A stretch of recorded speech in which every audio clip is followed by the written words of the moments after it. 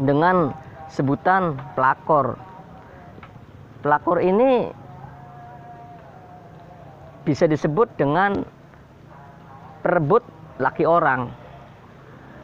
Dalam hal ini bisa saja dilaporkan dengan pasal 284 Kitab Undang-Undang Hukum Pidana tentang perzinahan atau persetubuhan antara laki-laki dan perempuan yang satu melakukan perikatan perkawinan resmi dengan laki-laki atau perempuan lain yang tidak sah sebagai suami istrinya.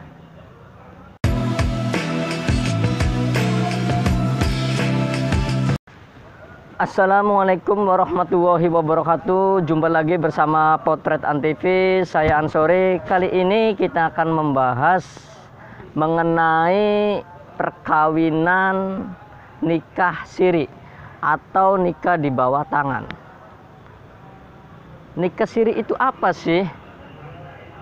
Nikah siri itu nikah yang pernikahannya tidak dicatat oleh kantor urusan agama. Nikah siri itu sah atau tidak sih?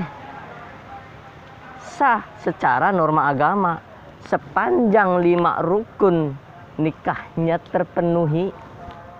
Sedangkan kalau menurut hukum positif beda lagi.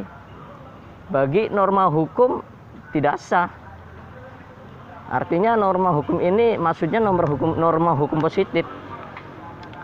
Dalam hal ini kita akan membedah dari segi kacamata hukum positif.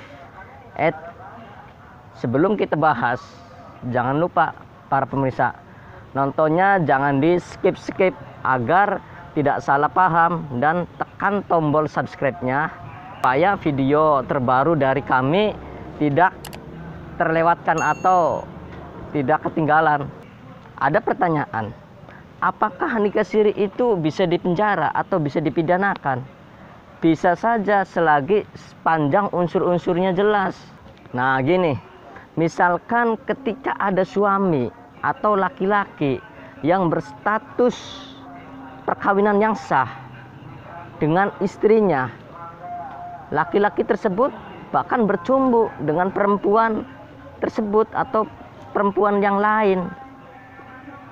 Bahkan dengan diam-diam si laki-laki itu nikah siri tanpa izin istri yang sahnya itu. Padahal perempuan tersebut tahu bahwa si laki-laki itu sudah punya istri, bahkan sudah punya anak. Nah, ini juga sempat viral di kalangan masyarakat dengan sebutan pelakor. Pelakor ini bisa disebut dengan perebut laki orang. Dalam hal ini bisa saja dilaporkan dengan pasal 284 Kitab Undang-Undang Hukum Pidana tentang perzinahan atau persetubuhan antara laki-laki dan perempuan yang satu melakukan perikatan perkawinan resmi dengan laki-laki atau perempuan lain yang tidak sah sebagai suami istrinya. Hal ini si suami dan perempuan siri tersebut dua-duanya bisa kena pidana sepanjang unsur-unsurnya jelas. Dari pasal 284 Kitab Undang-Undang Hukum Pidana itu, ini merupakan suatu delik aduan. Artinya tidak dapat dituntut apabila tidak ada pengaduan dari pihak si suami atau istri yang sah itu. Namun ketika suami atau istri yang sah itu melakukan pengaduan atau laporan karena merasa dirugikan atau dipermalukan, ini bisa masuk ke dalam pasal tadi, pasal 284 Kitab Undang-Undang Hukum Pidana. Sekali lagi, namun pada hakikatnya si suami atau istri ini dengan si sirinya dua-duanya ikut terkena pidana tersebut. Efeknya seperti itu. Maka bisa saja antara suami dan istri yang sah ini bisa melakukan atau bahkan terjadi suatu penceraian, terjadi suatu cerai.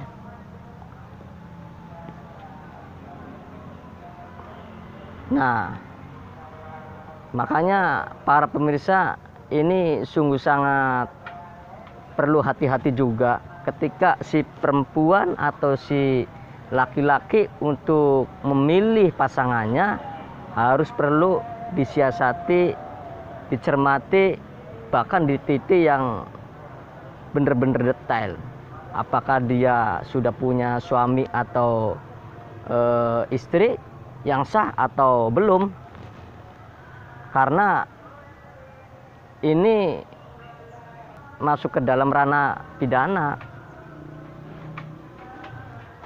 Tapi ada nih para pemirsa, nikah siri yang antara laki-laki dan perempuannya masih belum berumah tangga, tetapi disepakati oleh pihak antar orang tuanya. Ini ranahnya lain lagi. Pemirsa, kesimpulannya nikah siri tanpa izin pihak istri yang pertama yang sah di dalam perkawinannya atau pernikahannya ini bisa dilaporkan dalam pasal 284 Kitab Undang-Undang Hukum Pidana tentang perzinahan.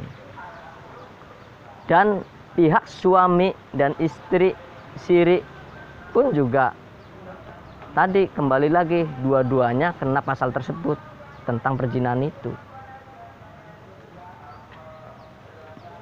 Makanya ini kita harus benar-benar mengerti tentang bagaimana kita bercemburu dengan pasangan lain jenis. Jangan sampai masuk ke dalam ranah pidana.